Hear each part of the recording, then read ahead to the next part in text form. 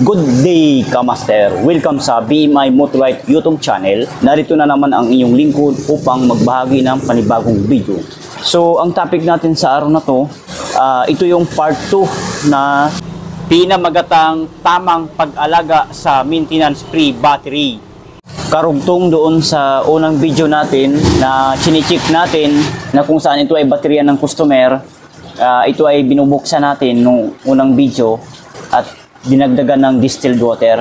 So hindi ko pa yun na-charge yung time na yon kasi nag-burn out yung time na yon, and then hindi pa naman kinuha ni sir kasi nakabili sila ng bago pang backup lang nila pang reserve baga.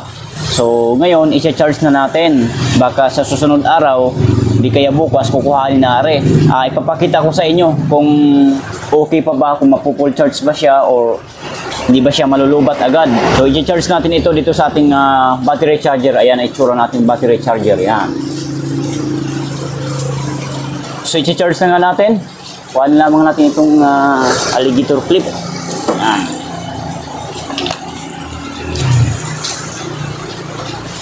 So mag-uuna tayo dito sa positive. Pag-charge nito tatandaan po natin. Ayan. Ulit-ulitin ko lang marami kasi pa rin tayong mga kababayan hindi pa alam, nakakalimutan. Ayan, kung mapapansin nyo sa baterya yan ay plus sign po yan plus. Ibig sabihin, positive polarity ito ng baterya. Itong polarity ng baterya, ito ang positive. Dito naman sa kabila, kapag minus, ayan, minus po yan minus. Itong polarity, pulo ng isang baterya, ito po ang negative. Negative polarity ng isang baterya. Tandaan po natin negative po Ayan.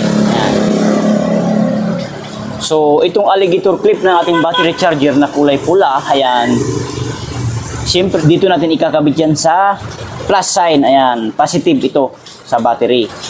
Yan, positive po yan And then, itong kulay itim naman na alligator clip ng ating battery charger, dito natin ikakabit sa minus. Ayan, kung mapapansin natin, minus po yan Itong polarity ng baterya, pulo, ito ang minus.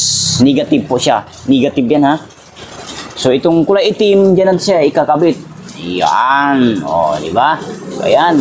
So kailangan ng pagkalagay sa mga clip niya, mahigpit at tama. Hindi lang basta kinakabit yan, nilalagay lang. Ayusin din po natin. Yan. So tama naman natin pagkakabit, mahigpit na siya, ayos na. Then, sasaksak natin sa outlet cable ng battery charger. Yan. Ayan. So, saksak na po yan. Then, i-okay na natin dito. Ayan. So, ayan, tumaas po. Tumaas agad yung ating ammeter gauge ng battery charger. Ayan. So, ibig sabihin, nagkakarga po. Nagkakarga po ang battery na ito. Ayan. Time check.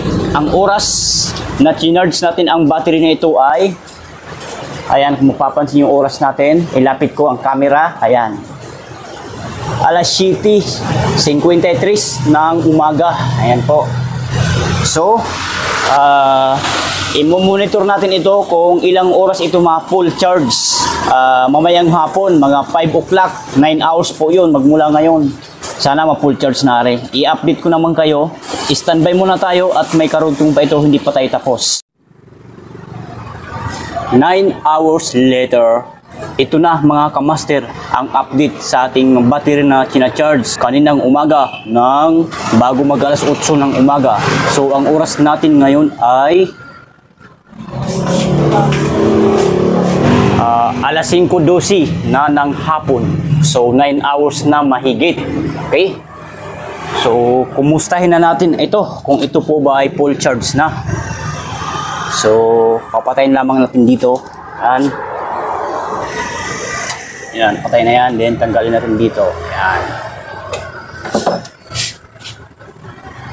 And then ito na yung battery. Yan. So, tanggalin natin dito. Tanggalin natin dito. So i-battery tester natin ito sa negative at sa positive. Ayan. As you can see, Kamaster, 13.8 volt. So good ang nakalagay dito. So nagiging full charge siya. Susukatin natin yung kanyang specific gravity. So hindi pa lutong-luto ang specific gravity, nasa kulay pula pa. 1200 yan or 1.200 which is tumapat sa kulay pula. Pangalawang butas, ito ay 1225 or 1.225 which is tumapat sa kulay puti. So goods. Pangatlong butas, ito ay ganun din 1225 or 1.225 which is tumapat sa kulay puti. So goods pa rin. Pang-apat na butas, ito ay 1225 or 1.225 which is tumapat sa kulay puti. So goods pa rin. Pang-limang butas, so ito ay 1225 or 1.225 which is tumapat sa kulay puti. So goods pa rin yan. Pang-anim na butas na tayo, last but not the least. So ang sukat ng tubig ay 1200, ayan, or 1.200 which is tumapat sa kulay pula. So hindi pa masyadong luto. So okay naman siya, mataas ang voltahe, pero hindi pa totally full charge talaga, kulang pa ng konti. Hindi pa kasi kulay puti lahat ng specific gravity, pero pwede nang gamitin iyan. So ang gawin natin, papalamigin natin na 2 oras. Kung yan po ay bumababa sa 10 volts or 11 volts, ibig sabihin sira na ang battery, bad battery na.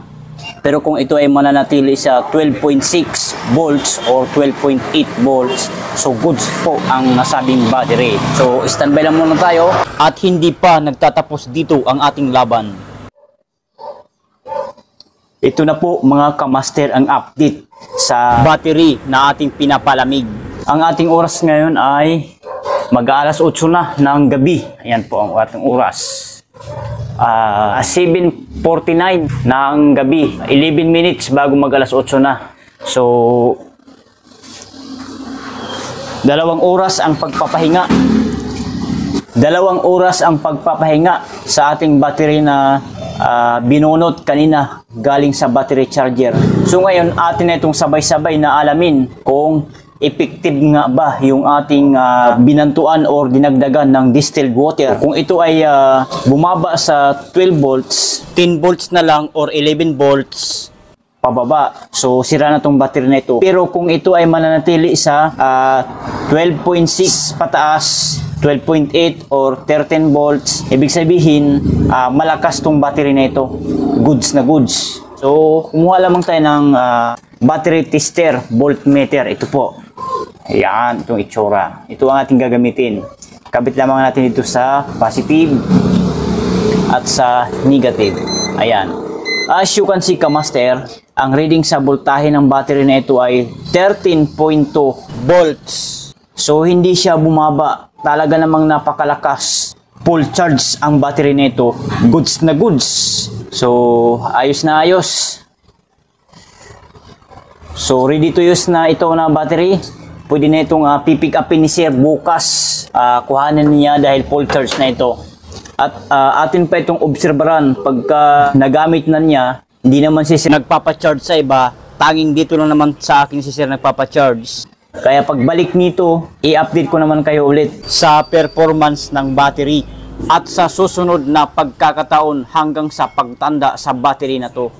So yun lang, sana nakatulong. Kung nakatulong, please give me a thumbs up. Pakishare na rin sa inyong mga friends, kakilala kung sa tingin mo na matutulungan ang ating video. And huwag kalimutan mag-subscribe sa ating YouTube channel, BMI Motolite. Bye!